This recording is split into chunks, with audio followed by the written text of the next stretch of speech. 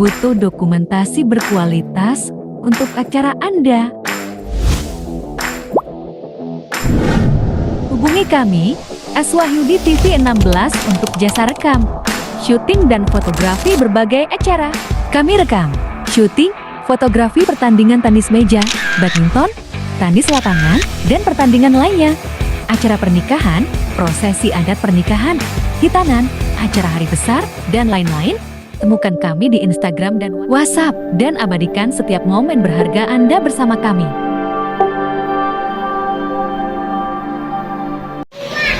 Man kana yuridul ajilata ajjalna lahu fiha ma nasha'.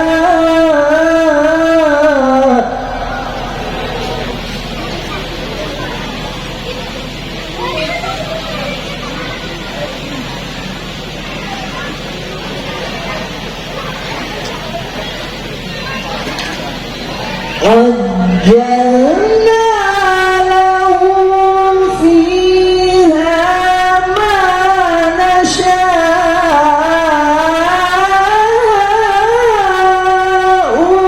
لمن نريد.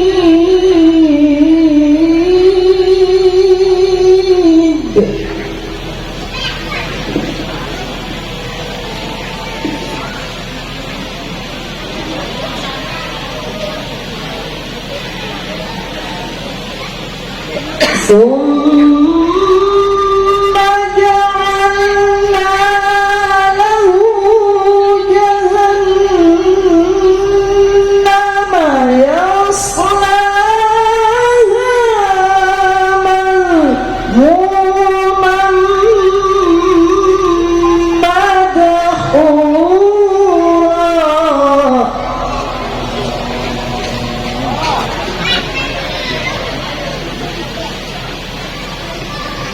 ومن أراد الآخرة وسعى لها سعيها وهو مؤمن فأولئك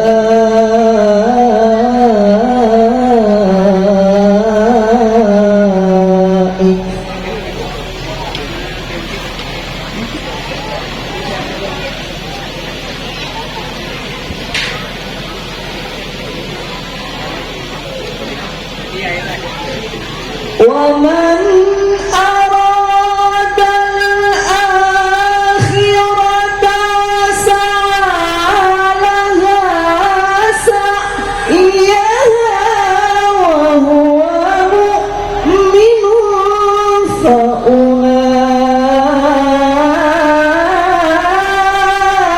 فأولئك كان سعيهم مشكورا.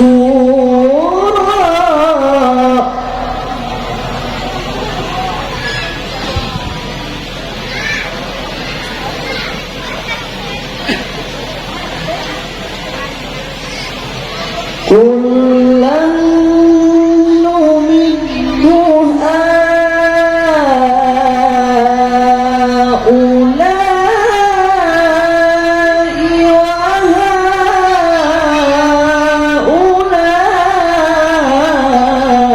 وهؤلاء من عطاء ربك.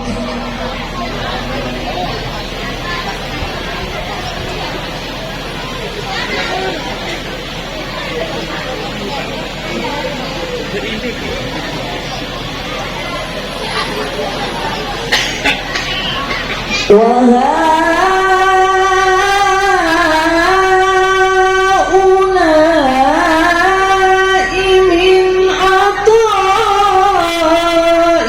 ربك وما كان عطاء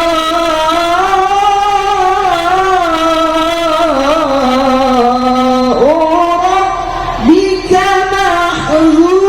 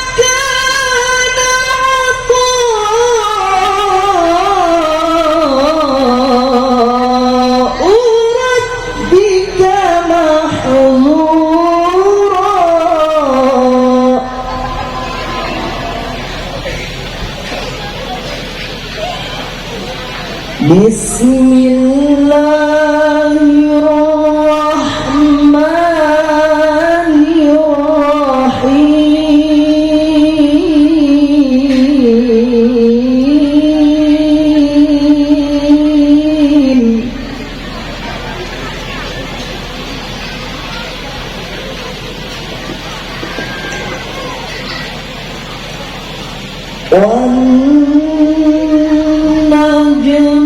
إذا هوى ما ضل صاحبكم وما غوى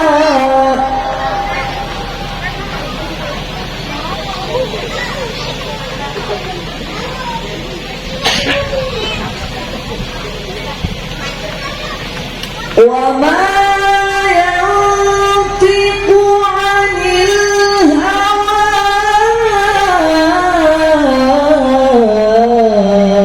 إن هو إلا وحي يوحى علمه شديد القوى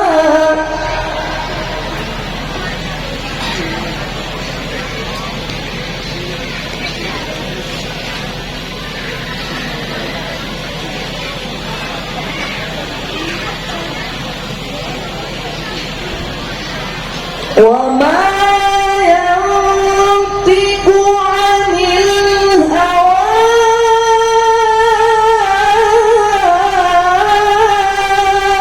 إن هو إلا وحي يوحى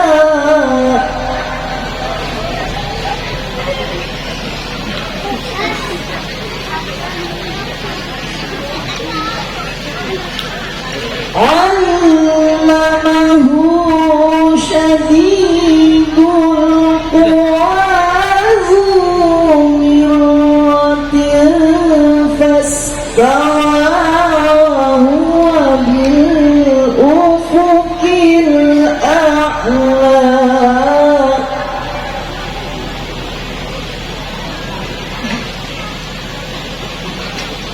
ثم دنا فتدلى فكان قاب قوسين أو أدنى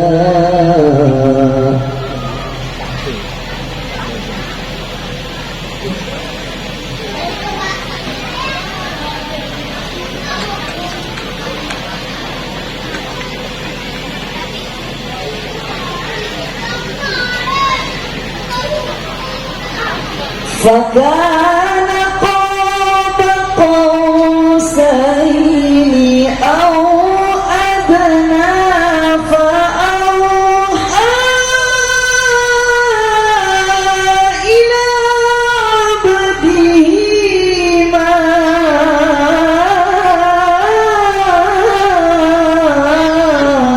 أوحى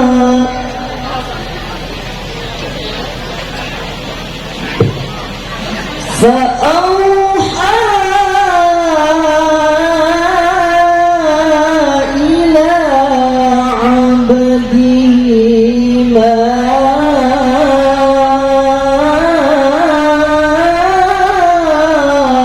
أوحى صدق الله العظيم.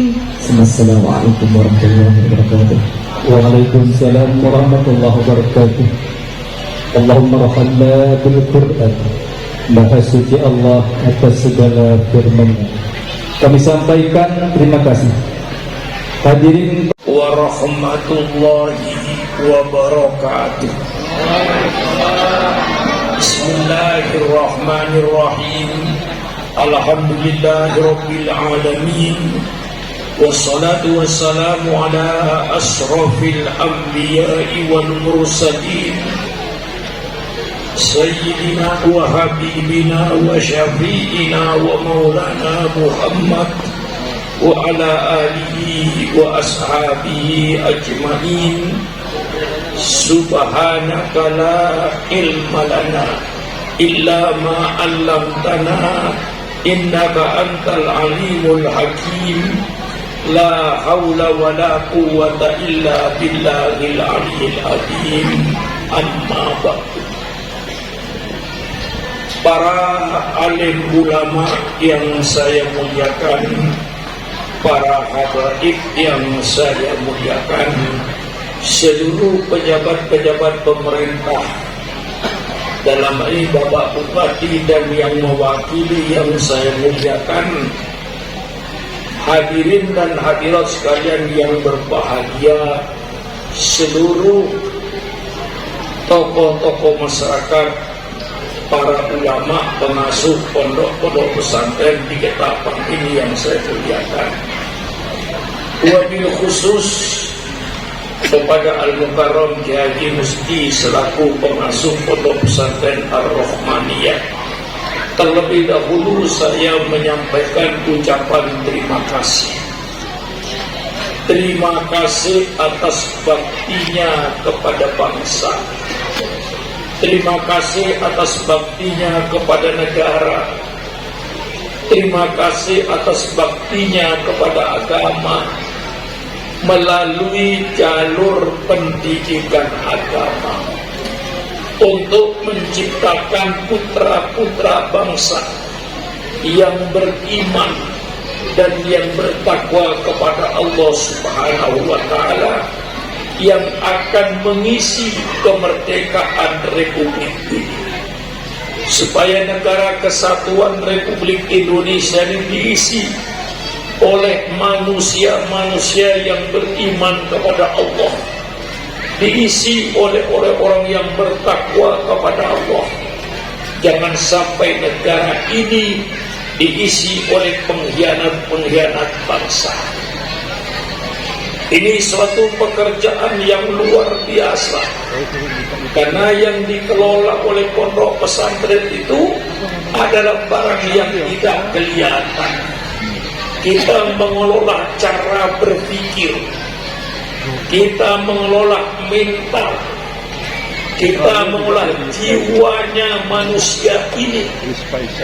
Ini yang menjadi proyek kita di pondok pesantren ini. Kalau yang lain pada umumnya proyeknya barang yang kelihatan. Industri itu barang yang kelihatan. Tukang kayu barang yang kelihatan. Kayu jati digergaji, diukir jadi kursi seperti yang saya duduki ini. Ini proyeknya kelihatan. Tapi proyek yang kita kerjakan para ulama ini proyek yang tidak kelihatan. Bagaimana merubah cara berpikir manusia, bagaimana cara merubah mental manusia, bagaimana cara merubah akhlak manusia. Ini pekerjaan yang kita kerjakan sehari-hari. Tentu dengan segala pengorbanannya. Selalu saya menitik beratkan dalam ceramah-ceramah saya ini kepada pengorbanan. Al-Mukarram Kiai Musti tentu dengan segala pengorbanannya, pengorbanan pikiran, pengorbanan tenaga, pengorbanan materi, itu semuanya kita korbankan untuk berbakti pada bangsa, negara, dan agama. Mengapa saya titik beratkan pada pengorbanan, dan pengorbanan? Sebab tidak ada satu cita-cita, tidak ada satu kemauan, tidak ada satu keinginan yang akan berhasil tanpa adanya pengorbanan.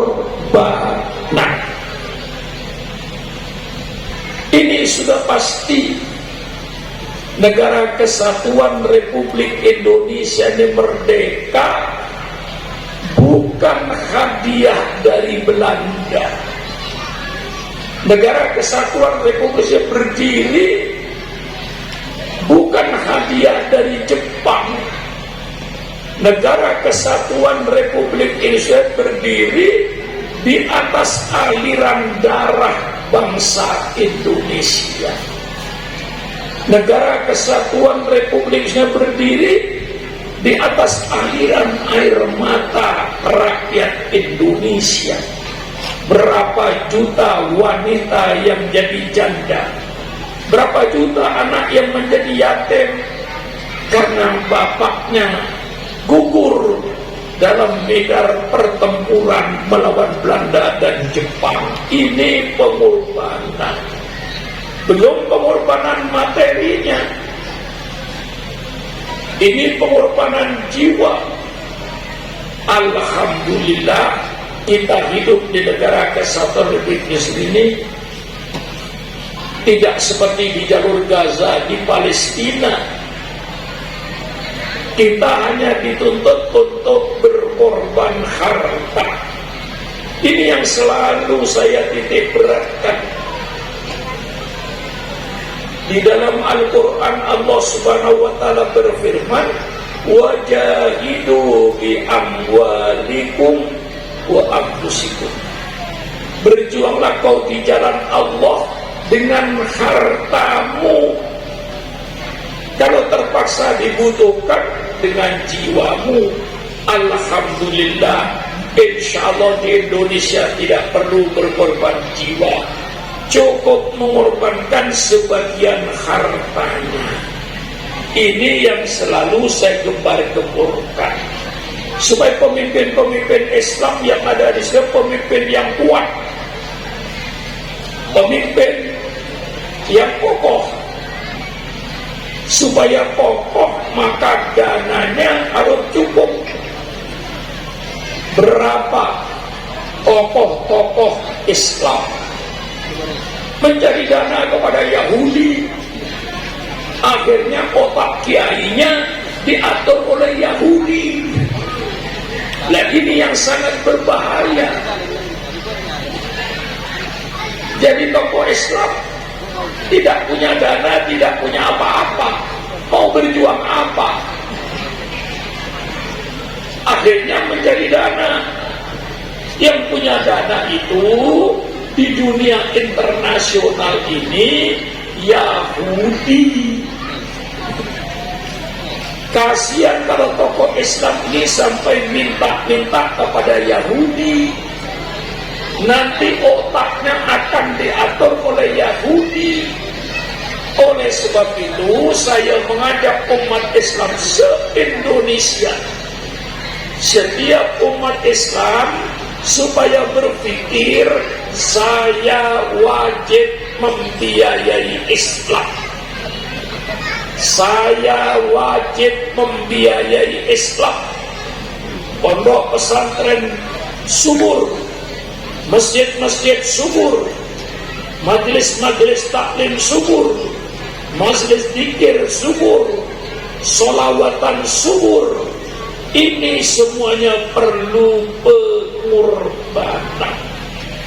Oleh sebab itu malam ini saya ajak semua yang ada di depan saya ini supaya berkata dalam dirinya, saya wajib membiayai Islam.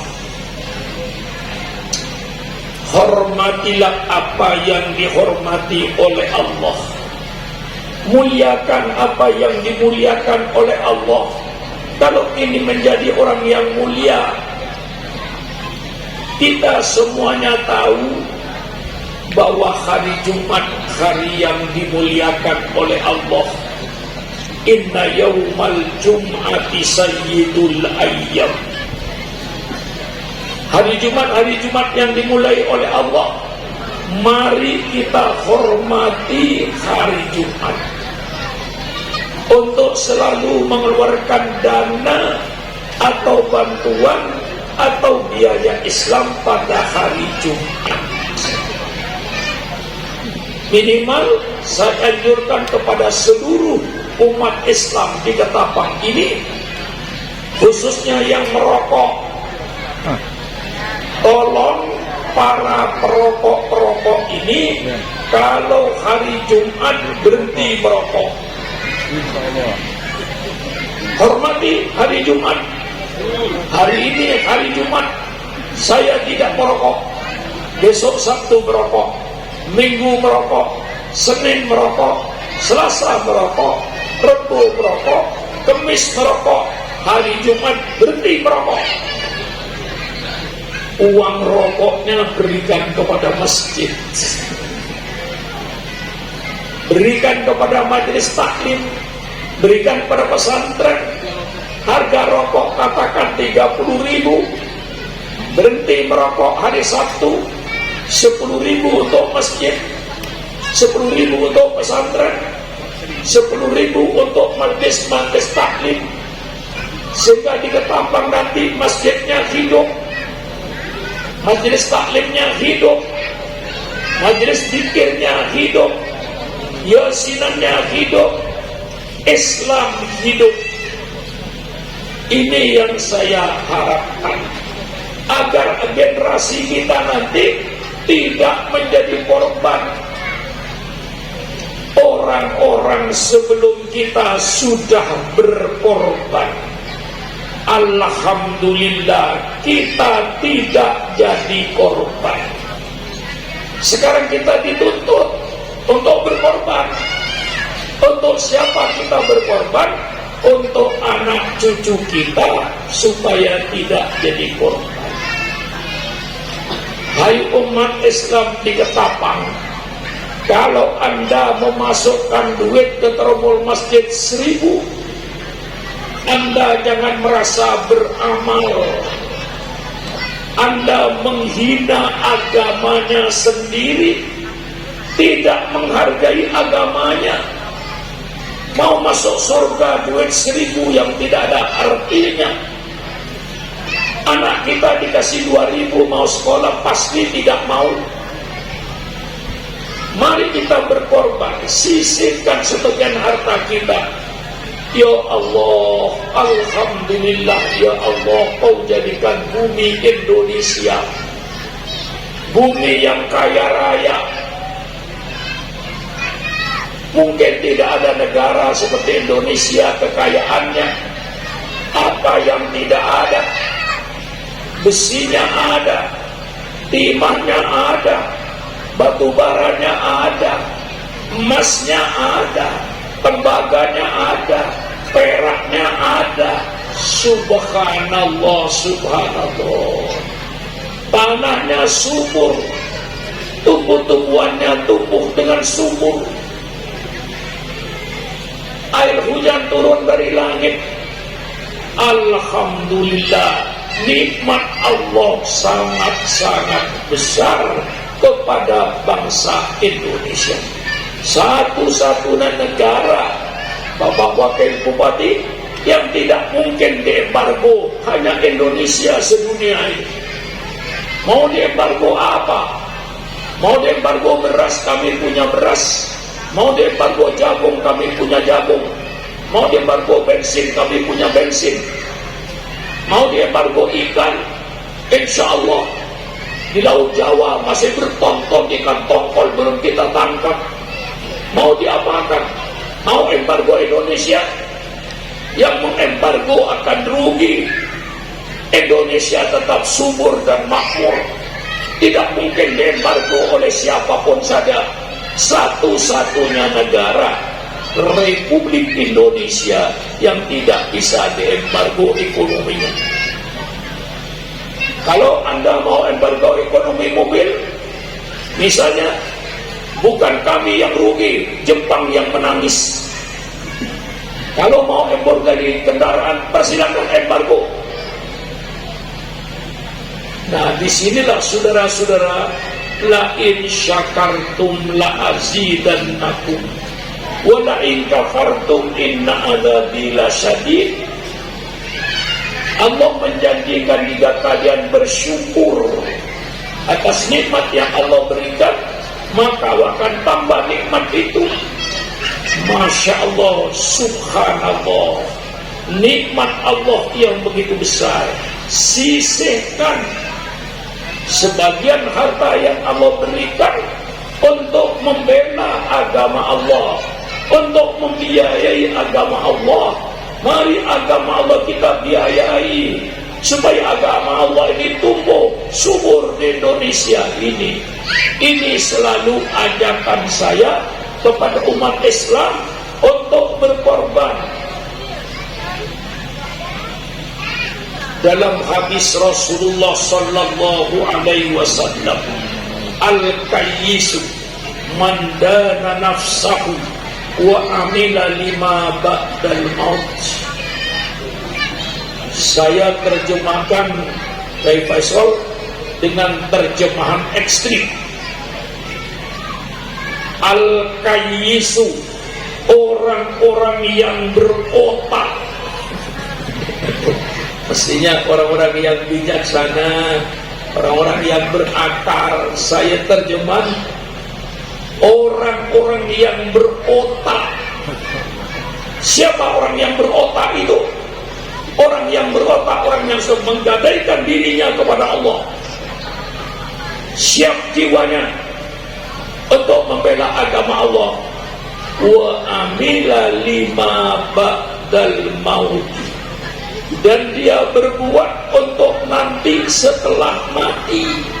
Itu orang yang berotak.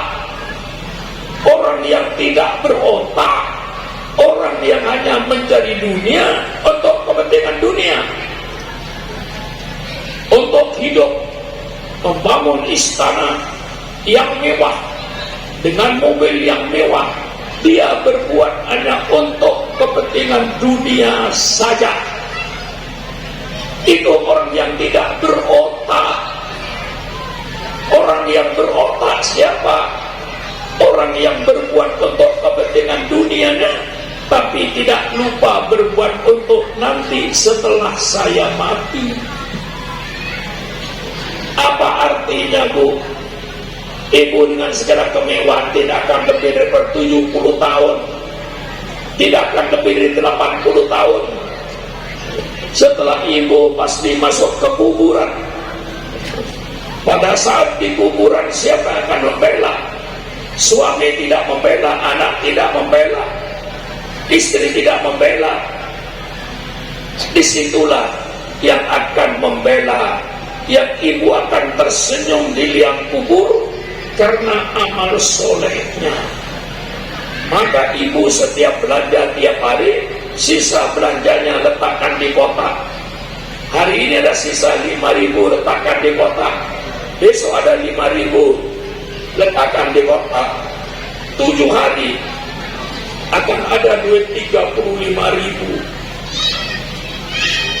10.000 titipkan sama suaminya. Pak, ini hari Jumat, Pak, tolong masukkan ke tromol masjid, Pak, 10.000, agar saya nanti tersenyum di kuburan dengan duit 10.000 ini. Nanti 10.000-nya saya bagi pesantren. Saya bikin majelis zikir, majelis taklim untuk menghidupkan agama yang Allah bangun ini. Nah, ini orang yang berotak. Maaf, umat Islam di Ketapang, kalau Anda hari Jumat memasukkan ke tromol masjid 1.000 rupiah atau 2.000 rupiah, tolong Anda jangan merasa beramal. Anda menghina agamanya sendiri. Penghinaan terhadap agama, tidak menghargai agamanya, tidak menghormati agamanya. Mau masuk surga dengan duit 1.000 rupiah, otak tidak dipakai. Pakai otaknya. Ini saya bicara keras supaya untuk menyadarkan bahwa kita ini mau masuk surga tidak gampang, tidak cuma-cuma surga itu. Surga itu harus dicari dengan cara menjalankan perintah Allah, menjauhi larangan Allah, dan cara berinfak, bersedekah untuk masjid, untuk anak yatim, untuk fakir miskin. Itu cara orang mau ke surga. Surga tidak cuma-cuma. Ini saya sadarkan umat Islam se-Indonesia ini. Sisihkan sebagian hartanya untuk membiayai agama Allah. Allah yang kasih kenikmatan luar biasa. Mari kita sadar untuk membiayai agama Allah. ini selalu saya anjurkan berkorban, sehingga madrasah hidup subur, pesantren hidup subur, masjid-masjid makmur, bisa mendatangkan kiai dari manapun saja. Kalau perlu datangkan dari Mesir ke Ketapang, kalau perlu datangkan dari Madinah ke Ketapang. Mari kita hidupkan Islam ini. Ini janji Allah, wabtaghi fima atakallahu darul akhirah wala tansa nasibaka minad dunya wa ahsin kama ahsanallahu ilaik. Allah membuat pernyataan, carilah engkau surga. Wabtaghi fima atakallahu darul akhirah, artinya carilah oleh engkau surga. Pertanyaannya, dengan apa kita mencari surga? Allah kasih tahu, carilah surga dengan apa yang Allah berikan kepadamu. Apa yang Allah berikan kepadamu? Ayo kita sadari, apa yang Allah berikan ini kita pergunakan untuk mencari surga. Yang dikasih harta dan bergerak dalam dunia perdagangan, bergerak di dalam dunia perkebunan, kalau yang berotak, sisihkan ini untuk agama saya, sisihkan ini untuk agama saya. Yang oleh Allah dikasih kedudukan dan jabatan, maaf, kayak Bapak Bupati, kayak Bapak Wakil Bupati, jabatan itu merupakan nikmat yang diberikan oleh Allah. Tinggal pilih, mau masuk surga dengan jabatannya atau mau masuk neraka dengan jabatannya. Tinggal pilih. Yang dikasih harta sudah jadi orang kaya, tinggal pilih, mau masuk surga dengan kekayaannya atau mau masuk neraka dengan kekayaannya. Yang dikasih ilmu, alhamdulillah para ulama, tinggal pilih, ulamanya tinggal pilih, mau masuk surga dengan ilmunya atau mau masuk neraka dengan ilmunya. Semuanya jalan tinggal dua, surga dan neraka. Allah kasih kenikmatan yang bermacam-macam, pergunakanlah nikmat-nikmat Allah untuk mencari surga. Yang kaya cari surga dengan kekayaannya, pejabat-pejabat pemerintah cari surga dengan jabatannya, para ulama cendekiawan carilah surga dengan ilmunya. Ini jelas Al-Quran menyatakan. Oleh sebab itu selalu saya berikan mukaddimah, pengorbanan. Mudah-mudahan Allah kasih petunjuk dan hidayat sehingga saudara sudah pasang niat mulai malam ini. Setelah saya mendengar pidato yang Pak Syukran Makmun, saya sadar saya wajib membiayai Islam. Ini yang saya minta, supaya malam ini Bapak dan Ibu berpikiran saya wajib membiayai Islam untuk menghidupkan agama Allah dengan segala nikmat yang diberikan oleh Allah. Saya pergunakan sebagian untuk membiayai Islam. Insya Allah masjid hidup, pondok pesantren hidup, tahlilan hidup, zikir hidup, majelis taklim hidup, Islam hidup. Nah, ini harapan saya kepada saudara-saudara. Mungkin saya agak kasar, tapi maksud saya supaya mantap, ya, supaya mantap saya berbicara ini. Nah, ini saudara-saudara tentang pengorbanan di dalam Islam. Maka kita wajib berkorban untuk menghidupkan Islam ini. Malam hari ini kita mengadakan tasyakuran imtihan akhir tahun. Alhamdulillah, pondok pesantren ini merupakan pendidikan nasional yang tertua di Indonesia ini. Jadi kalau saya ditanya siapa yang pertama kali berusaha untuk mencerdaskan anak bangsa, saya jawab para ulama lah yang mempunyai kesadaran untuk mencerdaskan anak bangsa sejak sebelum Belanda masuk. Sejak zaman para wali Songo, pondok pesantren yang pertama berdiri adalah Sunan Ampel di Surabaya. Itu awal pondok pesantren yang akhirnya melahirkan para aulia. Para aulia itu buka lagi pesantren, lalu disusul oleh para ulama buka pesantren. Masuk Belanda, kita tetap mendirikan pesantren di bawah kekejaman Belanda. Kiai tidak pernah putus asa. Kalau perlu nyingkir ke pedesaan, jangan bikin pesantren di tengah-tengah kota dicurigai oleh Belanda. Maka banyak pondok pesantren nyingkir ke pedesaan supaya tidak disangka tempat pendidikan oleh Belanda, disangka kandang kambing dengan pondok-pondok yang kecil-kecil. Disitulah para ulama mendidik anak bangsa ini yang akhirnya melahirkan pahlawan-pahlawan bangsa. Ini pondok pesantren yang menanamkan anti penjajahan pondok pesantren. Sampai para ulama dahulu, Pak Wakil Bupati, orang pakai dasi haram, pakai celana kayak Pak Bupati itu haram, pakai dasi haram, pakai jas haram. Mengapa diharamkan? Karena pakaian Belanda. Jadi supaya anti Belanda ini bukan hanya jiwanya saja, sampai dohirnya anti Belanda. Apa yang dipakai oleh Belanda jangan ditiru. Mantasaba biqaumin fahuwa minhum. Orang yang menyerupai satu kaum sama dengan kaum itu. Itulah ditanamkan oleh ulama anti penjajahan. Sehingga timbul namanya Hari Pesantren.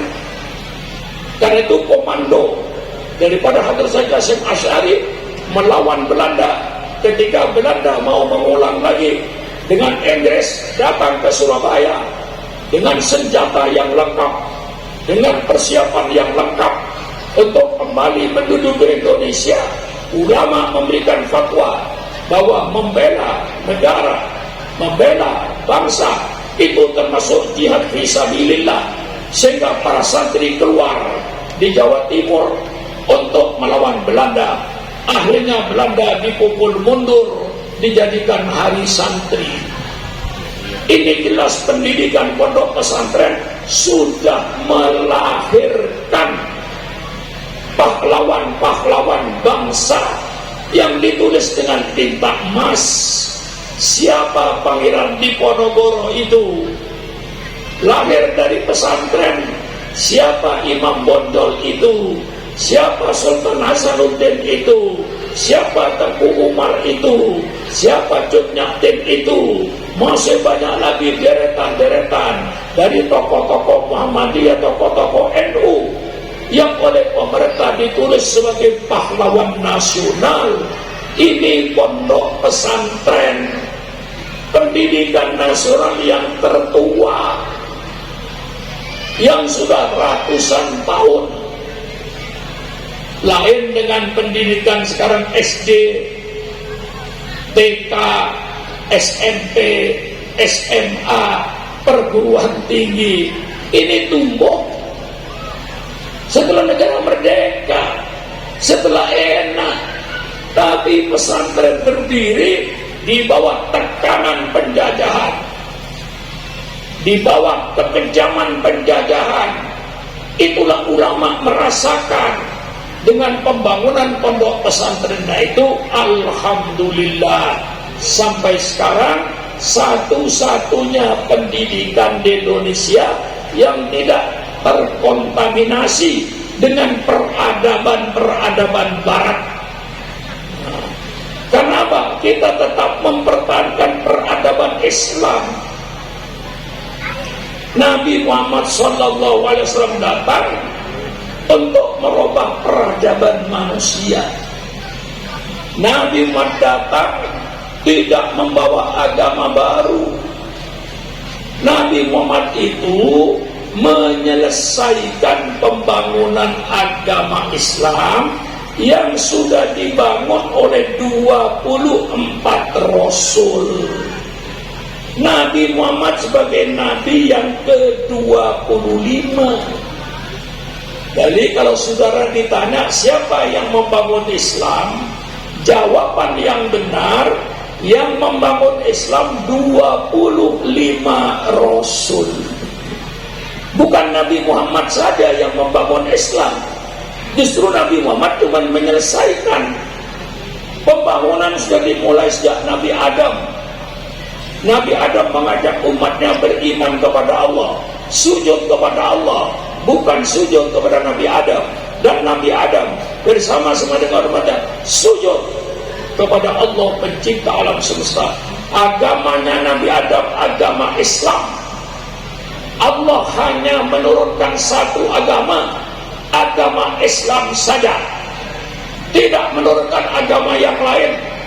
Agama-agama yang lain bikinan manusia.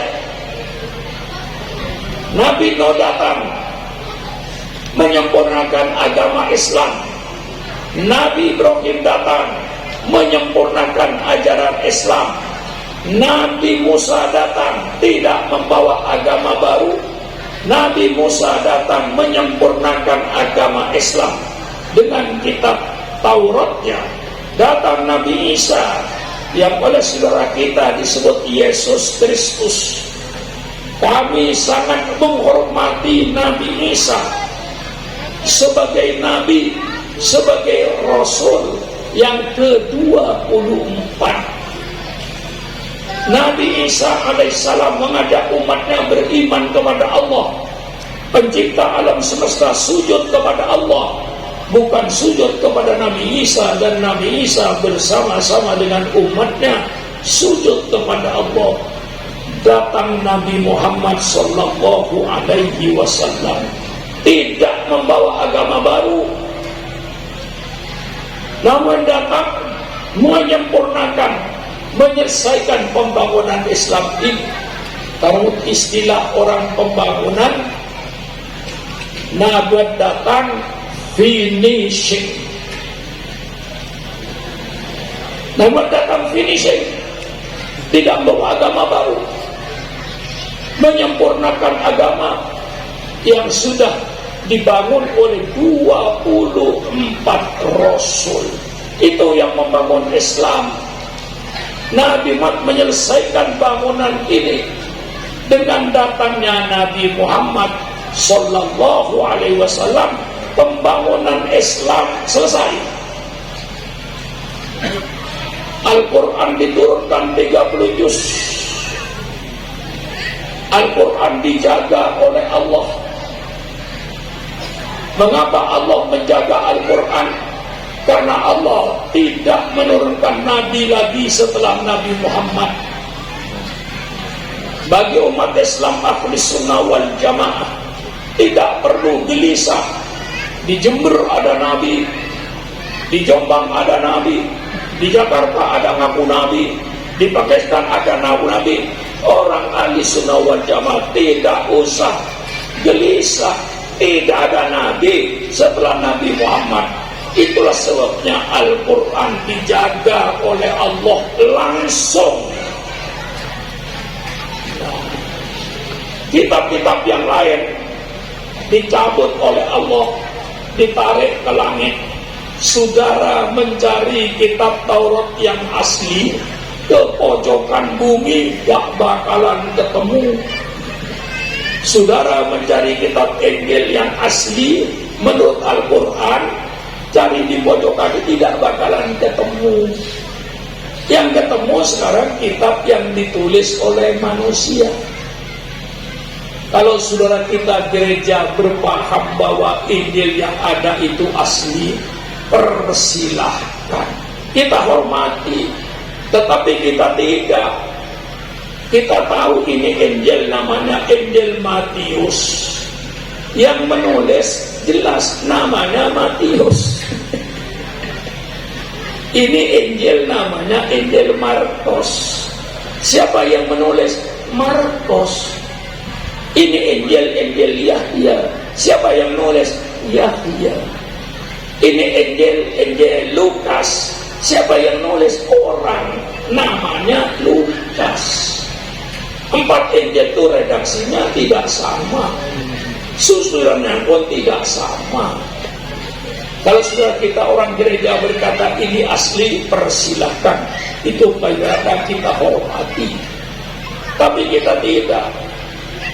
Yang kita percaya kepada Injil ini, Injil yang firman Allah, yang Allah berikan kepada Nabi Isa untuk disampaikan pada kaumnya. Mencari Injil yang asli sudah tidak ada karena ditarik oleh Allah, diganti dengan kitab suci Al-Quran. Maka dengan turunnya kitab suci Al-Quran 30 juz, Allah yang bikin pernyataan, bukan sukron makmun. Allah bikin pernyataan, al-yawma akmaltu lakum dinakum wa atmamtu alaikum nikmati wa raditu lakumul Islam madina. Pada hari ini telah saya turunkan kitab Al-Quran 30 juz sebagai ganti kitab-kitab yang sebelumnya. Dan Quran ini gunanya untuk mengatur bagaimana manusia hidup di dunia. Al-Quran itu diturunkan oleh Allah untuk mengatur bagaimana manusia nanti hidup di akhirat. Inilah Al-Quran, mengatur bagaimana manusia hidup di dunia ini. Wa atmamtu alaikum nikmati, dan telah saya sempurnakan nikmatku untuk kalian. Dalam penafsiran ulama tafsir, sempurnanya nikmat Allah dengan datangnya Nabi Muhammad sallallahu alaihi wasallam. Seandainya Nabi Muhammad belum datang, nikmat Allah belum sempurna. Jadi yang membangun Islam itu 25 Rasul. Nabi Isa alaihissalam termasuk Nabi yang ke-24, kemudian Nabi yang terakhir ke-25 Nabi Muhammad SAW. Nah, Islam diturunkan ini untuk merubah peradaban manusia. Yang sebelumnya peradaban manusia dibentuk oleh otak manusia, dibentuk oleh nafsu manusia, yang disebut peradaban jahiliyah, yang hanya berdasarkan kepada hawa nafsunya. Datang Quran untuk merubah satu peradaban manusia, peradaban yang berdasarkan dari petunjuk penciptanya. Kayak saudara-saudara, kalau saudara beli mobil Toyota yang baru dari dealer, mesti saudara dapat buku, namanya buku Toyota. Untuk apa? Untuk memelihara mobil Toyota, minta petunjuk sama yang bikin. Kalau saudara beli mobil Mazda, saudara dapat buku, namanya buku Mazda. Untuk apa? Untuk menjaga, memelihara mobil Mazda dengan petunjuk yang datang dari yang bikin. Maka bukunya nama buku Mazda. Saudara beli mobil Mercedes, dapat buku dari penciptanya, buku Mercedes. Saudara beli mobil BMW, saudara dapat buku dari siapa? Dari yang bikin BMW. Untuk apa? Untuk menjaga mobil BMW. Jangan coba-coba saudara memperbaiki mobil BMW dengan tujuh Toyota. Jangan coba-coba Anda memperbaiki Toyota dengan buku petunjuk Mercedes. Memperbaiki Toyota, minta petunjuk sama yang buat.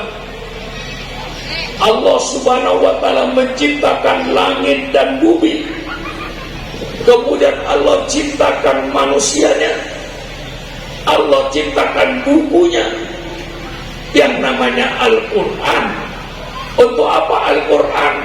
Untuk menjaga dan memelihara manusia hidup di dunia ini dengan peradaban yang datang dari Allah. Jangan coba-coba kau memperbaiki manusia, minta petunjuk sama Cina. Bukan Cina yang menciptakan manusia. Jangan coba-coba saudara minta petunjuk kepada Amerika untuk memperbaiki manusia. Bukan Amerika yang menciptakan manusia. Saudara jangan coba-coba minta petunjuk sama Eropa, sama Inggris. Bukan Inggris yang menciptakan manusia.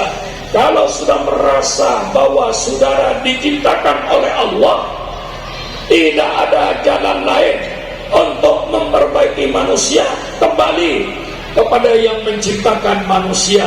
Allah Subhanahu wa Ta'ala telah keluarkan petunjuk-petunjuknya yang namanya Al-Quran. Syahrul Ramadan alladzi unzila fil Quran hudan linnas. Pada bulan Ramadan ini Allah turunkan kitab suci Al-Quran untuk menjadi petunjuk pada manusia. Jangan minta petunjuk sama Cina, jangan minta petunjuk sama Rusia, jangan minta petunjuk sama Amerika, bukan jangan minta petunjuk sama Eropa, tapi mintalah petunjuk kepada Allah Subhanahu wa Ta'ala yang menciptakan manusia. Ini bukunya. Ini saya kasih secara rasio, secara otak, supaya kita berpikir. Nah, disitulah Al-Quran yang merubah peradaban manusia dari peradaban yang berdasarkan akal, dari peradaban yang berdasarkan nafsu, sekarang dirubah oleh Rasulullah dengan peradaban yang datang dari penciptanya Allah Subhanahu wa Ta'ala. Maka Al-Quran ini mengatur semua kehidupan manusia. Bagaimana kita berperadaban berumah tangga diatur oleh Islam. Bagaimana kita peradaban kita dalam ekonomi. Apa yang disebut ekonomi? Ekonomi itu segala aktivitas manusia. Ekonomi itu segala kegiatan manusia untuk memenuhi kehidupan jasmaninya, memenuhi kehidupan makannya, pakaiannya, rumahnya. Semua aktivitas manusia, semua kegiatan manusia yang tujuannya untuk menutupi kebutuhan jasmani, itu namanya ekonomi. Termasuk pertanian, perkebunan, termasuk perdagangan, termasuk impor ekspor, termasuk perusahaan. Semua kegiatan manusia yang untuk menutup kebutuhan jasmaninya, itu namanya ekonomi. Bagaimana peradaban Islam dalam ekonomi? Kita tahu sekarang peradaban manusia dalam ekonomi. Ada ekonomi sistem kapitalis, ada ekonomi sistem komunis, ada ekonomi sistem Islam. Kita ajarkan perbedaan ini. Perbedaan ekonomi kapitalis. Kalau orang berwatak kapitalis, setiap ketemu dengan orang, pikirannya satu. Keuntungan apa yang saya peroleh dari orang di depan saya ini? Itu kapitalis otaknya. Komunis, ekonominya tidak ada orang kaya, tidak ada orang miskin, sama. Ini ini sangat bertentangan dengan naluri manusia. Nasib manusia tidak sama. Ya ada yang kaya, ada yang miskin. Kapitalis, orang kapitalis yang penting saya kaya, orang lain mau mati, matilah kau. Itu otak kapitalis. Sehingga ekonomi kapitalis pasti akan membuat jurang pemisah antara si kaya dengan si miskin. Itu kapitalis. Karena orang kapitalis tidak pernah berpikir kecuali keuntungan pribadinya. Yang penting saya hidup, yang penting saya kaya, yang penting saya mewah. Orang lain, tetangga mau mati, matilah kau. Mau hancur, hancurlah kau. Ini ekonomi kapitalis. Tidak bertentangan dengan manusia. Ekonomi komunis bertentangan dengan manusia. Ekonomi Islam yang datang dari Allah Subhanahu wa Ta'ala, ekonomi yang sehat. Ekonomi Islam kayak kapitalis tapi bukan kapitalis. Ekonomi Islam kayak komunis tapi bukan komunis. Subhanallah, kayak kapitalis. Karena Islam tidak melarang orang kaya sekaya-kayanya, tidak dibatasi, tapi dengan syarat cara mencari kekayaan. La darara wa la dirar. Ini filosofi Islam. Jangan rugi dan jangan merugikan. Jangan bahaya dan jangan membahayakan. Lain dengan ekonomi kapitalis. Saya boleh kaya, tapi jangan merugikan orang lain. Subhanallah, alangkah indahnya peradaban ekonomi Islam ini. Persilakan kau kaya, cari kekayaan, tapi caranya dengan cara yang halal, jangan dengan cara yang dolim, jangan dengan cara riba, jangan dengan cara menipu, ngurangi timbangan, jangan dengan cara sogok menyogok, suap menyuap, apalagi sampai merampok duit rakyat. Yang namanya korupsi itu dilarang dalam agama. Persilakan kau kaya, tapi cara mencari kekayaan dengan cara yang diridhoi oleh Allah. Mana ada ekonomi yang lebih indah daripada ekonomi Islam? Super makmur boleh kaya, tapi jangan merugikan orang lain. Bagaimana kira-kira Pak Bupati? Ini ekonomi Islam. Persilakan Anda kaya, jangan bikin orang lain sengsara. Kalau kamu cari kekayaan dengan menyengsarakan orang lain, tidak dibenarkan dalam ekonomi Islam ini. Karena ekonomi ini datang dari junjungan kita Nabi besar Muhammad SAW. Ekonomi datang daripada Al-Quran, datang daripada Allah. Tidak ada ekonomi dolim. Tapi cara kapitalis, yang penting kaya. Dengan cara apa? Cara apapun saja, yang penting kau kaya. Itu kapitalis. Komunis juga tidak benar. Orang hidup harus sama. Tidak ada yang kaya, tidak ada yang miskin. Sama rata, sama rasa. Itu sangat bertentangan dengan naluri agama. Islam datang, ekonomi Islam datang. Boleh kau cari kekayaan sekaya-kayanya, tapi caranya harus dengan cara yang halal. Jangan merugikan orang lain. Ini ekonomi Islam. Kalau kau mencari kekayaan dan merugikan orang lain, tidak dibenarkan dalam peradaban Islam. Ini Islam. Perlihatkan kepada bangsa Indonesia ini ekonomi Islam ini, supaya tahu lah. Karena apa? Huwallazi arsala rasulahu bil huda wa dinil haq liyudhhirahu 'ala dini kullih.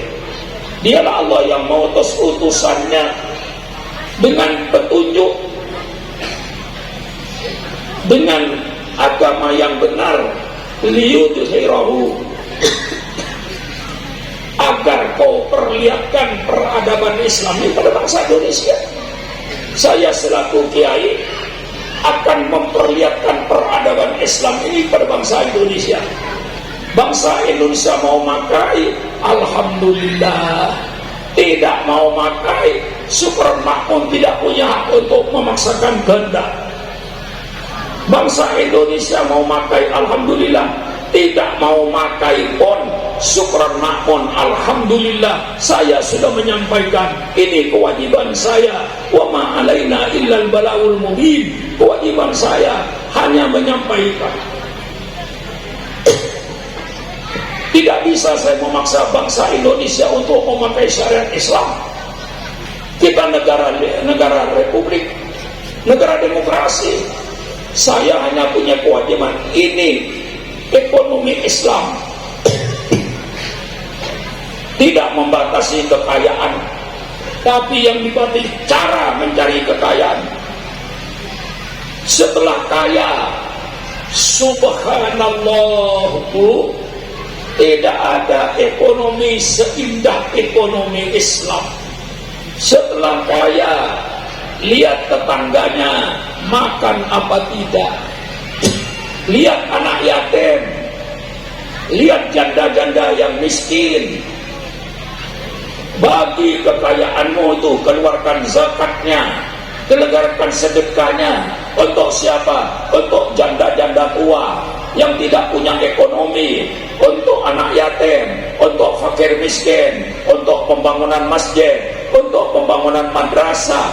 Apakah ada ekonomi yang lebih bagus daripada ekonomi Islam? Tolong tunjukkan sama Sukron Mahmud. Saya wajib memperlihatkan peradaban Islam ini. Ini ekonomi Islam. Setelah kaya, bukan lalu untuk dirinya sendiri. Setelah kaya, lihat, keluarkan zakatnya. Kaya, lihat, di samping rumahnya ada janda-janda miskin apa tidak. Lihat. Maka selalu saya dari sekitar pondok ini, kepada anak saya, cari itu sekitar pondok. Jangan ada orang sekitar pondok yang tidak makan. Kasih beras. Itu saya perintahkan sama anak saya. Lihat itu, sekitar pondok. Kami di dalam pondok makan cukup, tapi di luar pondok ada janda yang tidak makan. Ini ekonomi Islam. Tidak hanya kepentingan pribadinya. Kekayaan bukan untuk kekayaan, tapi kekayaan untuk fakir miskin. Ini peradaban Islam dalam ekonomi. Alangkah indahnya. Maka saya yakin insya Allah nanti pada suatu saat akan ada waktunya kebenaran ini. Karena kebenaran itu pasti mempunyai jalan untuk memperlihatkan dirinya. Walaupun saat ini kebenaran belum menampakkan dirinya, tapi saya yakin pada suatu saat nanti kebenaran akan memperlihatkan dirinya. Ekonomi komunis sudah hancur, sudah tidak ada di permukaan bumi ini ekonomi komunis. Rusia sudah tidak pakai ekonomi komunis. Cina pun yang pusatnya komunis, ekonominya sudah tidak komunis, sudah menjadi kapitalis. Sekarang tinggal ada dua, ekonomi kapitalis dan ekonomi Islam. Saya yakin pada suatu saat nanti pada waktunya ekonomi kapitalis akan hancur. Di situ nanti akan timbul ekonomi Islam akan muncul di permukaan bumi. Saya yakin karena ekonomi Islam ekonomi yang tepat dengan dasar la darar wa la dirar. Jangan rugi dan jangan merugikan orang lain. Jangan berbahaya dan jangan membahayakan orang lain. Kau boleh makan, kau boleh kaya, tapi tetanggamu tidak boleh mati kelaparan. Lain dengan kapitalis. Kalau kapitalis yang penting saya kaya, yang penting saya mewah. Tetangga mau mati, matilah kau. Kau mau sengsara, sengsaralah. Itu namanya ekonomi kapitalis yang membangun jurang pemisah dan jurang yang dalam antara yang kaya dan yang miskin. Tapi Islam tidak. Islam menutup jurang supaya tidak ada jurang antara yang kaya dan miskin. Toto dengan zakatnya, toto dengan sedekahnya, toto dengan infaknya, sehingga tidak ada jurang pemisah antara si kaya dan si miskin. Yang kaya mencintai yang miskin, yang miskin mencintai yang kaya. Itulah ekonomi Islam. Juga Islam tidak hanya di bidang peradaban ekonomi, peradaban rumah tangga. Juga Islam bicara peradaban politik. Yang ini kiai-kiai tidak berani bicara. Yang melarang kiai bicara politik itu Belanda. Karena Belanda ingin menjajah Indonesia. Maka waktu itu kitab-kitab yang berbau politik gak boleh masuk ke Indonesia. Yang melarang Belanda. Kalau sekarang ada pejabat yang melarang kiai bicara politik, berarti pejabat itu sisanya Belanda. Kita bebas, kita hanya menyampaikan, bukan memaksakan kehendak. Kiai cuma menyampaikan, sampaikan kiai ajaran Islam. Mereka mau ngikut persilakan, tidak mau ngikut persilakan. Wa ma alaina illal balagul mubin. Kewajiban para kiai hanya menyampaikan, tidak memaksakan kehendak. Ini supaya diketahui. Nah, di bidang politik, dengan perjalanan waktu, Rasulullah SAW setelah hijrah ke Madinah, beliau membangun satu negara. Mengapa disebut satu negara? Karena dalam ilmu tata negara, sesuatu yang disebut negara harus ada 4 unsur. Satu, ada teritorial daerah, kayak Indonesia dari Sabang sampai Merauke. Yang kedua, ada penduduk. Penduduknya suku Melayu, suku Jawa, suku Sunda, suku Madura, suku Bugis. Ada pemimpinnya, Bapak Presiden Bapak Prabowo. Yang keempat, ada undang-undang yang dipakai untuk mengatur negara. Alhamdulillah, kita punya Pancasila dan kita punya Undang-Undang Dasar 45. Resmi negara. Rasulullah di Madinah sebagai satu negara, teritorialnya kota Madinah dan sekitarnya. Penduduknya penduduk Madinah yang pluralistik, bermacam-macam suku, bermacam-macam agama, Yahudi, Kristen, penyembah berhala, Islam. Ada pemimpinnya Rasulullah Sallallahu Alaihi Wasallam. Ada undang-undang yang dipakai Al-Quran, di mana Al-Quran ini menjamin hak-hak minoritas yang oleh Rasulullah dilukiskan dalam Piagam Madinah. Piagam Madinah itu isinya bahwa Islam melindungi hak-hak minoritas, sehingga mereka Yahudi, Kristen, Islam akur di bawah pimpinan Rasulullah Sallallahu Alaihi Wasallam. Satu negara. Alhamdulillah, Rasul tidak menyebut kerajaan Madinah, Rasulullah tidak menyebut kesultanan Madinah, Rasulullah tidak menyebut khalifah Madinah, Rasulullah tidak menyebut Republik Madinah. Negara yang tak berbentuk. Karena apa? Bentuk negara ini menurut politik Islam, terserah pada dinamika masyarakatnya. Mau berbentuk kerajaan tidak bertentangan dengan Islam. Ya malikal mulki tu'til mulka man tasha wa tanzi'ul mulka mimman tasha wa tu'izzu man tasha. Ini ayat kerajaan. Mau membentuk negara kesultanan kayak Brunei, kayak Malaysia, persilakan, tidak bertentangan dengan Al-Quran. Waj'alni min ladunka sultanan nasiro. Mau berbentuk khilafah kayak zaman Khulafaur Rasyidin, Sayyidina Abu Bakar, Umar, Utsman, Ali, persilakan. Ya Daud, inna ja'alnaka khalifatan fil ardi. Mau berbentuk republik kayak Indonesia, tidak bertentangan dengan Al-Quran. Wa amruhum syura bainahum. Jadi bentuk negara itu dalam Islam tidak penting.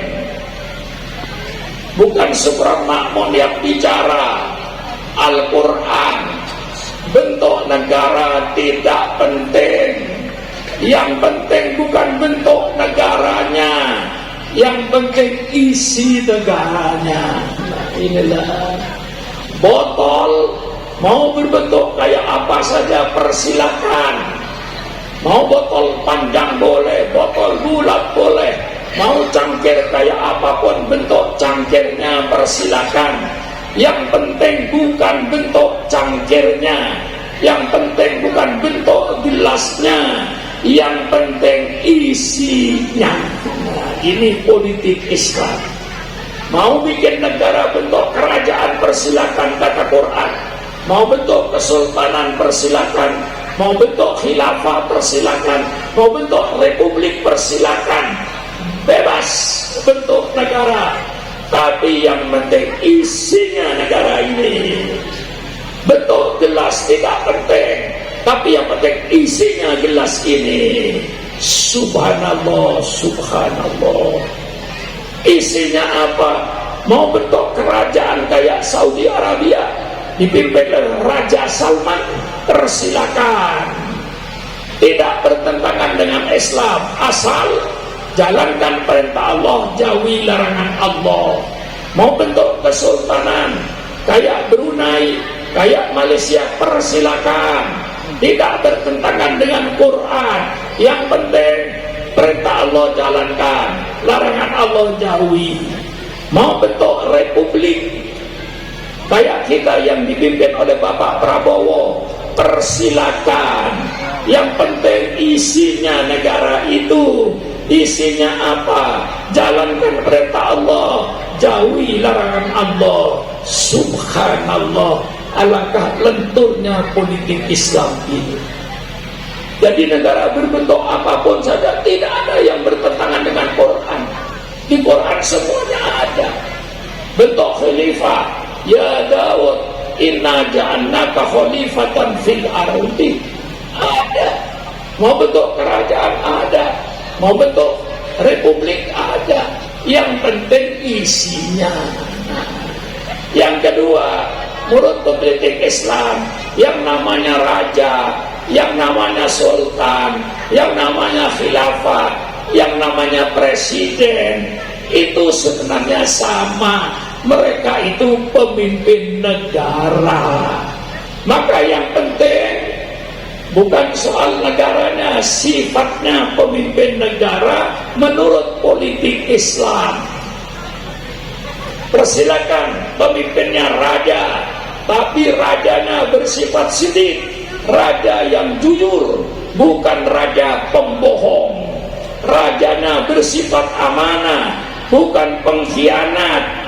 Rajanya bersifat tabligh, selalu menyampaikan kebenaran, bukan kebohongan. Rajanya bersifat fatona, cerdas, mengerti segala persoalan politik, baik dalam negeri maupun luar negeri. Ini sifatnya pemimpin negara. Apakah itu raja? Sifatnya pemimpin negara. Apakah itu sultan? Sultannya sultan yang sidik, sultan yang jujur, sultan yang amanah, sultan yang tabligh, sultan yang fatona. Mau pemimpin negara khilafah, persilakan. Khalifahnya khalifah yang jujur, khalifah yang amanah, khalifah yang cerdas, bukan khalifah yang pelonga-pelongo. Jangan memilih presiden yang pelonga-pelongo, pilih pemimpin yang cerdas. Ini politik Islam. Mau negara pimpin presiden, persilakan. Kita doakan kepada Allah, ya Allah, mudah-mudahan Bapak Prabowo menjadi presiden yang jujur. Kita doakan kepada Allah, jangan sampai menjadi presiden pembohong. Kita doakan Bapak Prabowo mudah menjadi presiden yang amanah, yang terpercaya. Tolong Pak Prabowo, semua kekayaan negara kembalikan kepada rakyat Indonesia. Jangan kekayaan negara dinikmati oleh bangsa-bangsa asing. Itu pemimpin pengkhianat. Bagaimana? Islam bagus atau tidak? Kita doakan Pak Prabowo jadi pemimpin yang tabligh, selalu menyampaikan kebenaran kepada rakyatnya. Kita doakan Bapak Prabowo menjadi presiden yang cerdas, yang bisa mengeluarkan rakyat daripada kesulitan. Ini sifatnya pemimpin negara. Yang penting sifatnya pemimpinnya, apakah raja, apakah sultan, apakah khilafah, apakah presiden. Yang penting sifatnya siddiq, amanah, tabligh, fatona. Ini Supran Mahmud sampaikan politik Islam dalam Al-Quran kepada bangsa Indonesia. Bangsa Indonesia mau makai alhamdulillah, tidak mau makai pun Supran Mahmud alhamdulillah. Mengapa? Saya sudah dapat menyampaikannya. Saya tidak bisa memaksakan kehendak negara demokrasi. Masa menyampaikan saja nggak boleh? Saya cuma menyampaikan ini. Kata-kata negara dalam Quran dengan kata-kata Korea, tapi maksudnya negara. 56 kali ayat Al-Quran menyatakan. Kemudian ayat yang menyatakan baladun, negeri, sebanyak 19 kali ayat Quran. Kok ada orang berkata bahwa Islam tidak bicara politik? Itu keluar daripada mulut-mulut orang yang tidak mengerti Islam. Maka kalau tidak mengerti Islam, jangan bicara Islam.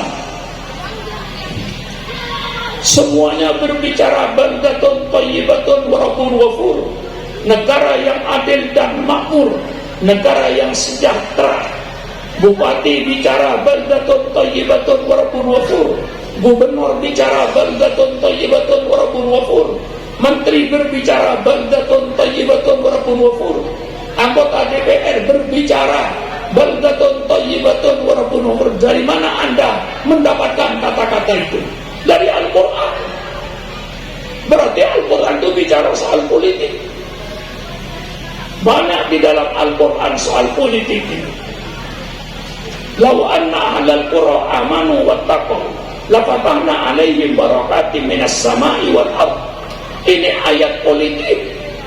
Kalau seandainya penduduk negeri ini beriman kepada Allah dan bertakwa kepada Allah, pasti Allah bukakan dari langit hujan berkah. Allah jadikan buminya bumi berkah. Hujannya hujan yang teratur, bukan hujan angin puting beliung yang mengakibatkan banjir bandang seperti di Sumatera. Tanahnya berkah, tumbuh padinya, tumbuh jagungnya, tumbuh duriannya, tumbuh rambutannya, tumbuh semangkanya. Berkah. Seandainya penduduk negeri ini beriman dan bertakwa kepada Allah, walakin kadzabu, tetapi mereka mendustakan agama Allah. Kemudian Allah tukar kesejahteraan dengan kelaparan. Allah tukar keamanan dengan ketakutan. Quran bicara politik. Daraballahu mathalan qaryatan kanat aminatan mutmainnah ya'ti rizquha rawadan min kulli makan fakafarat bi an'amillah fa'adaqallahu libasal ju'i wal khawfi bima kanu yasnaun.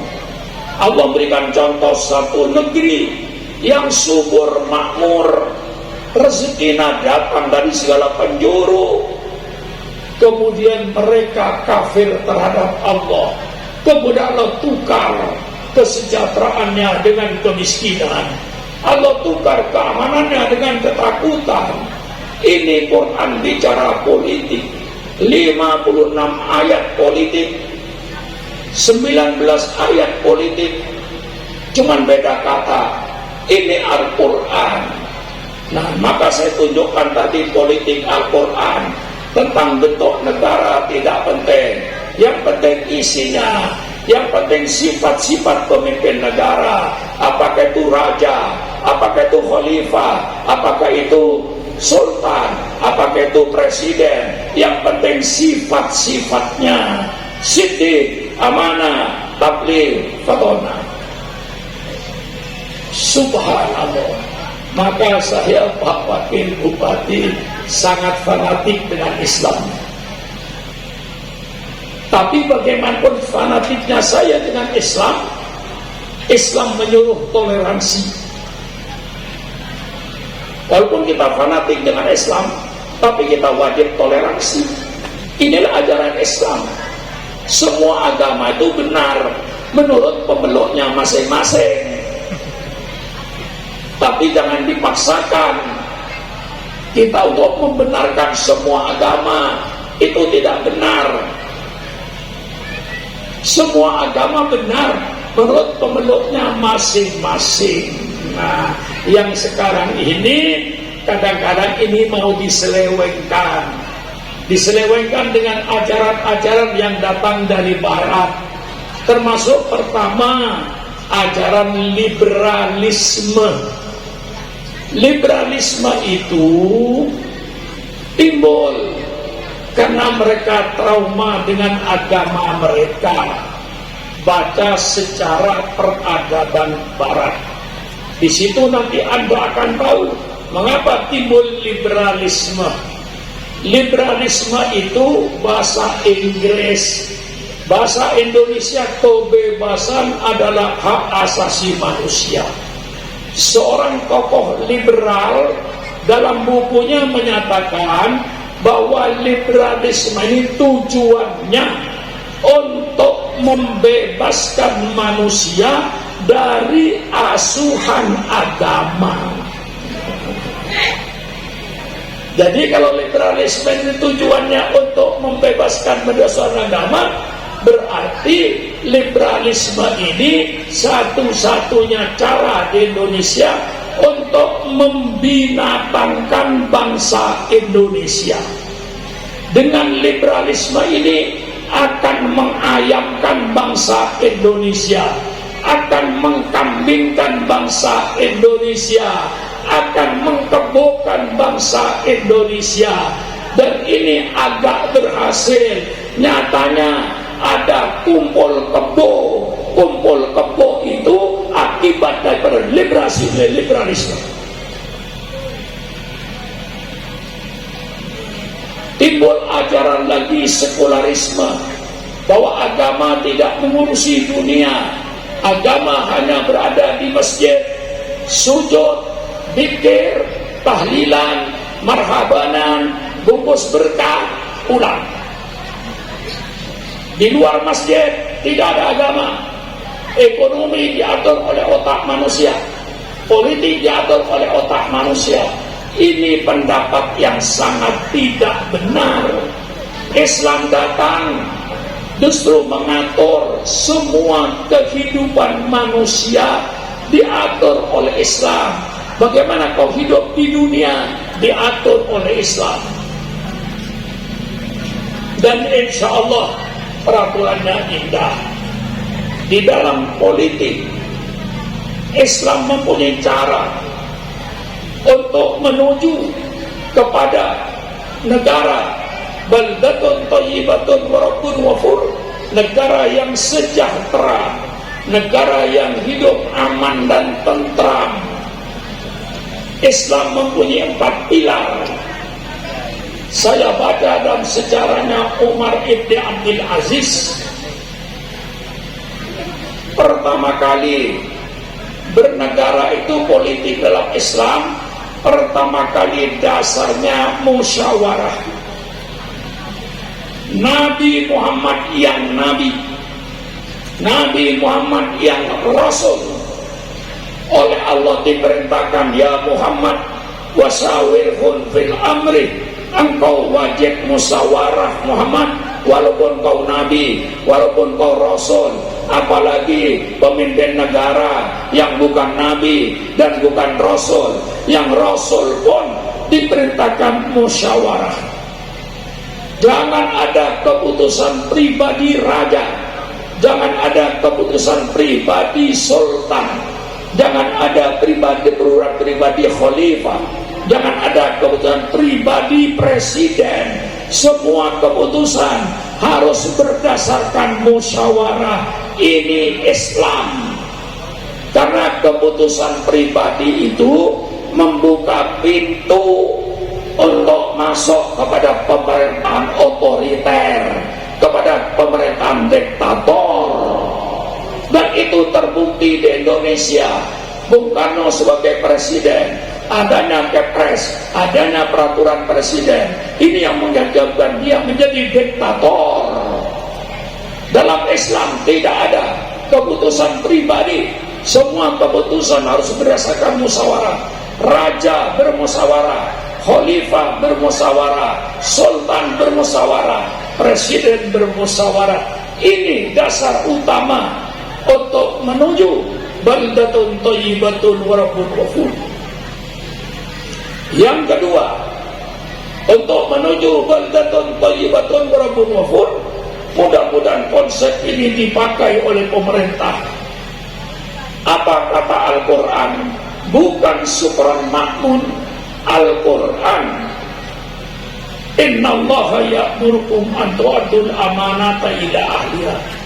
Allah menyuruh serahkan jabatan-jabatan ini kepada ahlinya yang profesional. Jangan sembarangan mengangkat menteri agama, jangan sembarangan mengangkat menteri perindustrian, jangan sembarangan mengangkat menteri keuangan, jangan sembarangan mengangkat menteri ekonomi, jangan sembarangan mengangkat menteri dalam negeri. Angkatlah mereka itu orang-orang yang profesional, bukan Sukron Makmun. Al-Quran.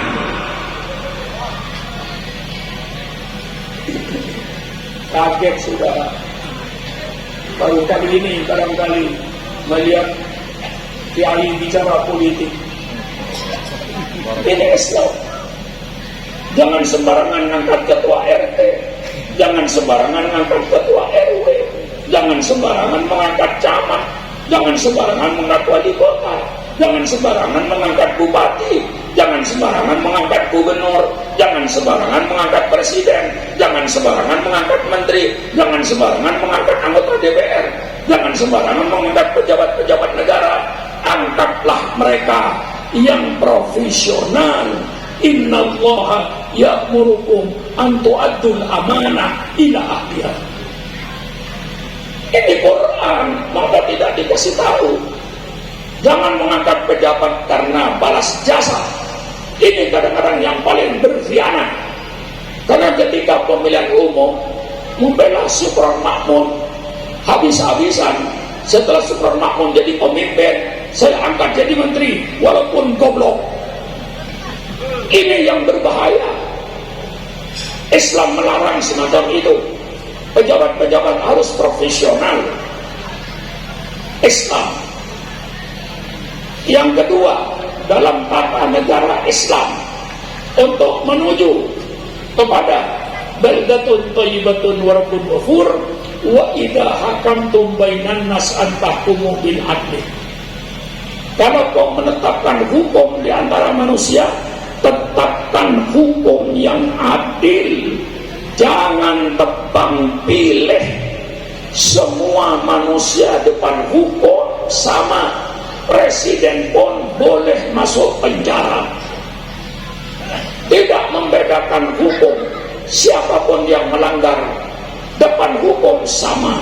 Dan yang meletakkan manusia depan hukum sama bukan profesor-profesor dari Amerika, bukan profesor-profesor dari Eropa, bukan profesor-profesor dari Jepang, dari Cina.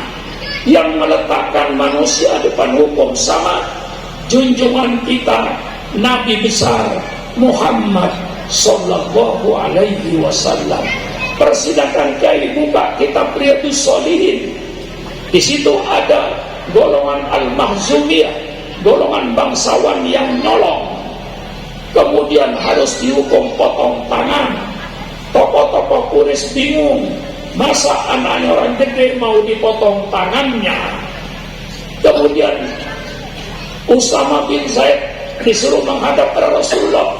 Usama kau datang sama Rasulullah, kasih tahu Usama, yang nyolong ini anaknya orang gede, yang nyolong ini anaknya orang besar.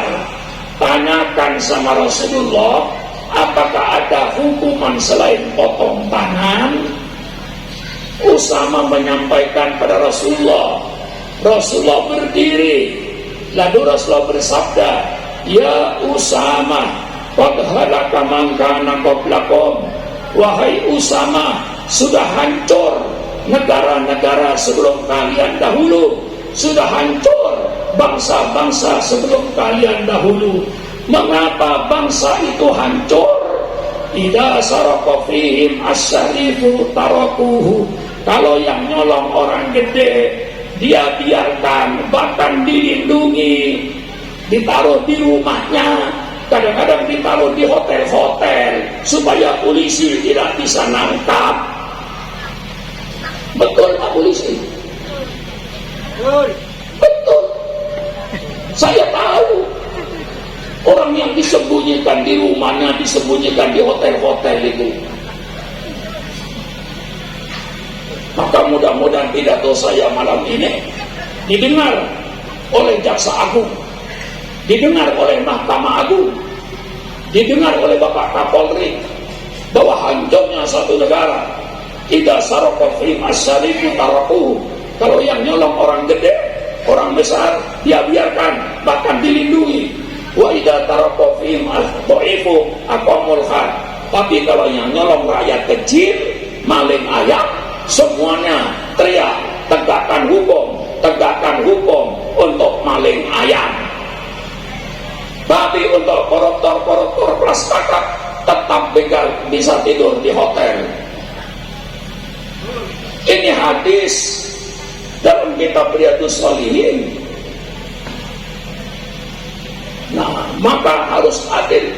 Kemudian Rasulullah bersabda, lau anna Fatimah binta Muhammadin sarakat laqatatu yada. Kalau seandainya Fatimah anak kandung saya yang saya cintai nyolong, mencuri, pasti saya potong tangannya, tidak peduli anak Nabi. Ini Islam yang mungkin banyak tidak tahu. Kalau yang meletakkan manusia depan hukum sama itu Islam, Rasulullah. Yang terakhir, lama juga saya tidak tahu. Terakhir, kalau ingin negara ini negara yang adil dan makmur, Quran, bukan Surah Makmun. Quran yang menyatakan alladzina immakkannahum fil ardi aqamus shalah wa atuz zakah wa amaru bil ma'ruf wa nahau 'anil munkar. Orang-orang yang oleh Allah dikasih kursi, orang-orang yang oleh Allah dikasih tempat, orang-orang yang oleh Allah dikasih jabatan, hendaknya tegakkan sholat, keluarkan zakat, amar ma'ruf nahi mungkar. Ini kewajiban orang yang punya kedudukan. Ketua RT-nya amar ma'ruf nahi mungkar, ketua RW-nya amar ma'ruf nahi mungkar, lurah camat amar ma'ruf nahi mungkar, wali kota bupati amar ma'ruf nahi mungkar, gubernur presiden amar ma'ruf nahi mungkar, menteri, anggota DPR, pejabat di negara bersama-sama ulama, semuanya amar ma'ruf nahi mungkar. Bagaimana akan terjadi negara yang adil makmur kalau di antara pejabat pemerintahnya ikut menjual narkoba?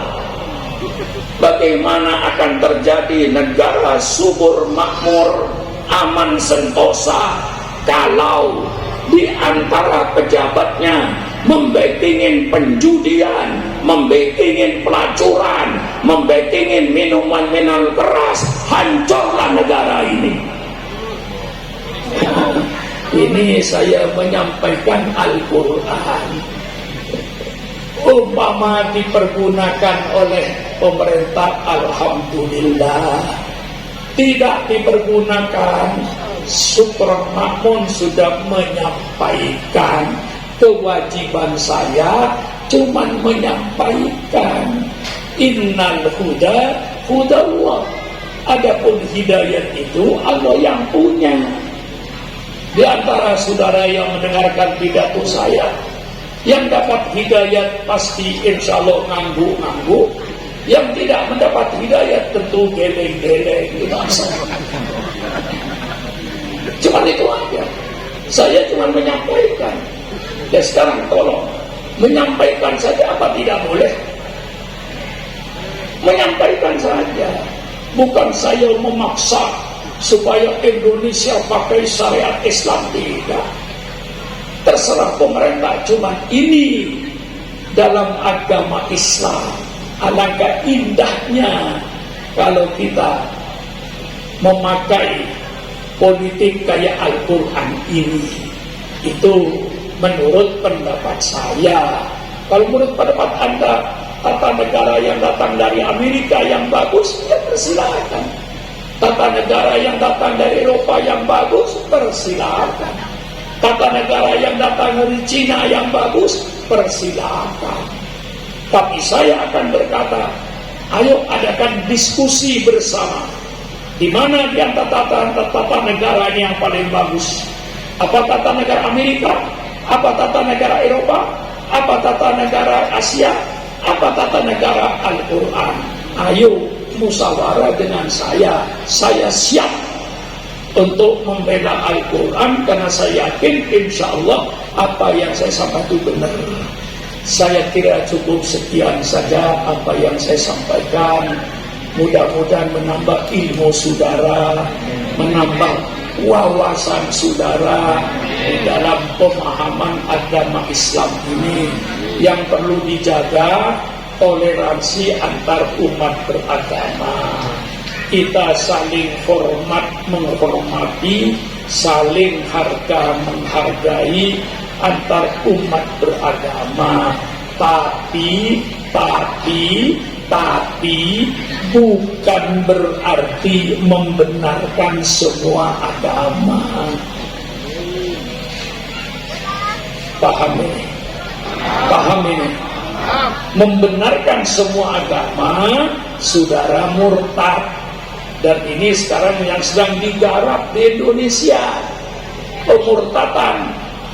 Semua agama menyuruh kepada kebaikan. Ini kampanyenya, saya tahu. Semua agama tidak ada yang menyuruh kepada kejahatan. Tarik kesimpulan, semua agama baik, semua agama benar. Cara mencuci otak untuk memurtadkan seperti tadi.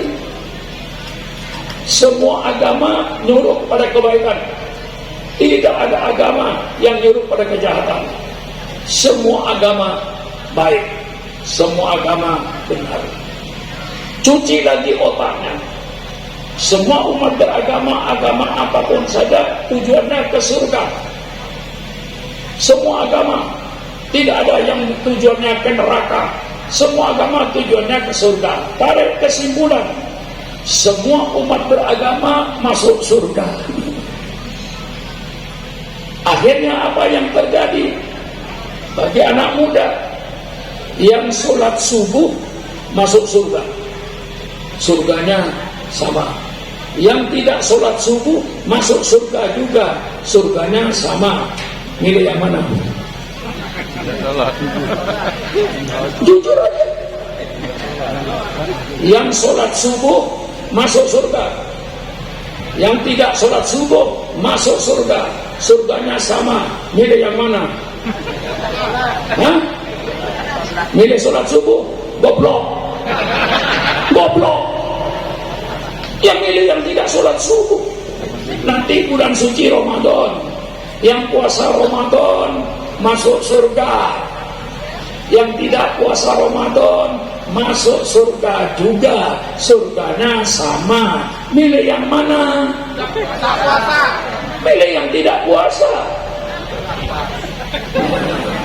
Ini cara mereka mencuci otak untuk memurtadkan pemuda-pemuda Islam. Saya tahu caranya. Mungkin saya lebih ahli daripada dia. Ya inilah. Nah, mengapa Supran Makmun sholat subuh? Karena saya yakin dengan sholat subuh, Supran Makmun insya Allah masuk surga. Tidak sholat subuh, masuk neraka. Mengapa Supran Makmun puasa Ramadan 1 bulan dengan keyakinan, dengan surga, dengan puasa Ramadan, insya Allah Supran Makmun masuk surga. Tidak puasa Ramadan, masuk neraka. Agama itu bukan soal akhlak saja, tapi keyakinannya, imannya itu yang menentukan agama.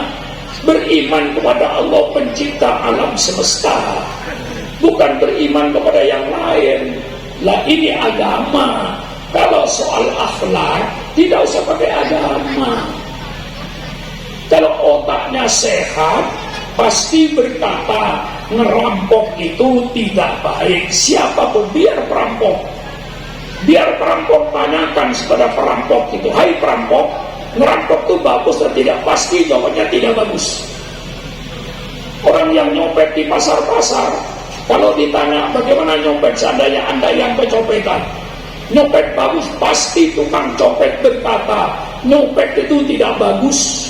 Mengapa Anda kerjakan? Karena nafsu yang dikuasai, jiwanya yang dikuasai oleh nafsunya. Nah ini saudara, jadi agama itu bukan soal akhlak saja.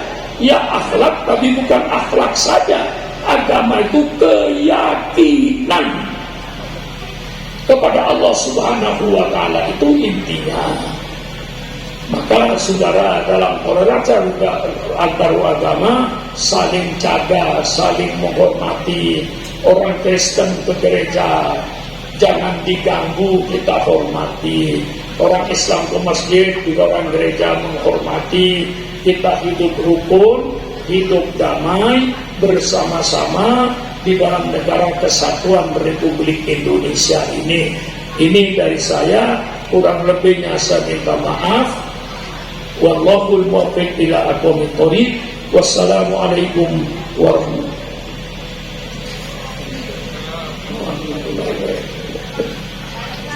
Ya, saya taat sama tuan rumah.